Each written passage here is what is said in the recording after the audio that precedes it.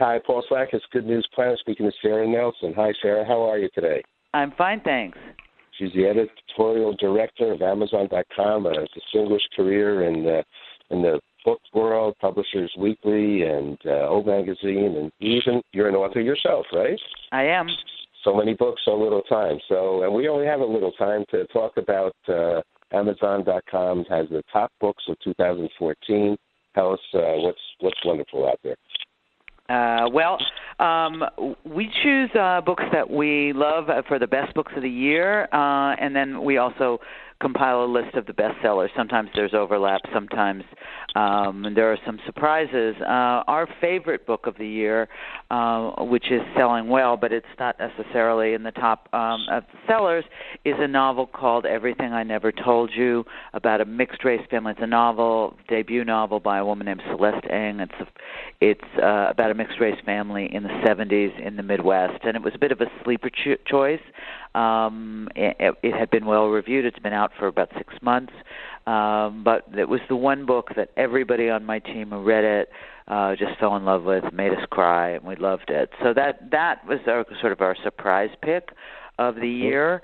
Also on our best of list is Stephen King's book Revival, which is sort of vintage Stephen King. It's got a lot of horror in it, obviously, but it's also a novel about a boy growing up in the 60s, which is sort of his bailiwick. Redeployment, a group of short stories about the Iraq War that just won the National Book Award, is number 5 on our list. A wonderful nonfiction book called The Short and Tragic Life of Robert Peace is number 4 on our list. It's a book about an African-American kid from Newark who made his way to Yale and but never quite escaped his past. It was written by his longtime roommate. It's a very moving book, and it's a really important book right now because it's a lot about race and friendship and race in America, which is kind of, for better or worse, a very important topic right now. Sure. So those are some of our favorites. On the best-selling, you'll see there are books.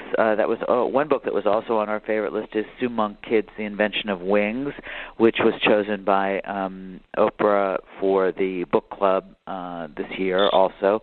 So our tastes still run similar. And John Grisham is on the best-selling of the year. Not a surprise, but I think it's the 4th year in a row. He's been a top 20 bestseller by year.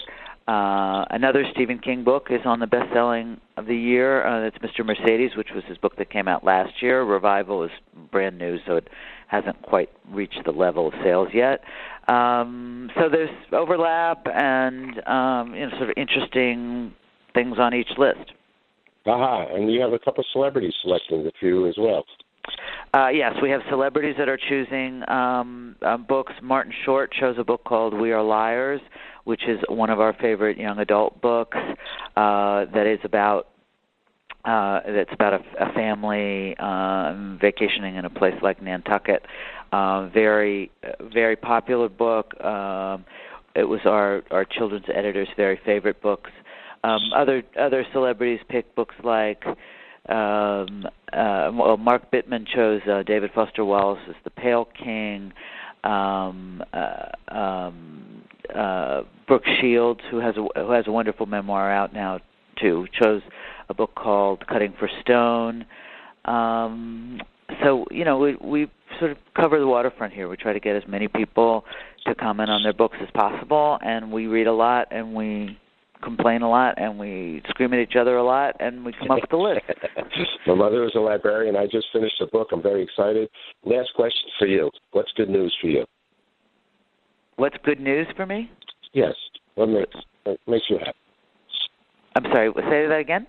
What's good news for you? What makes you happy? What makes me happy? What makes me happy is a big, fat, good novel that I can sit with for a week at a time and not have to talk to anybody in my family. How's that? That's fantastic. Happy and healthy New Year. Okay, you too. Thank you. Take care, Sarah. Bye-bye. Bye-bye.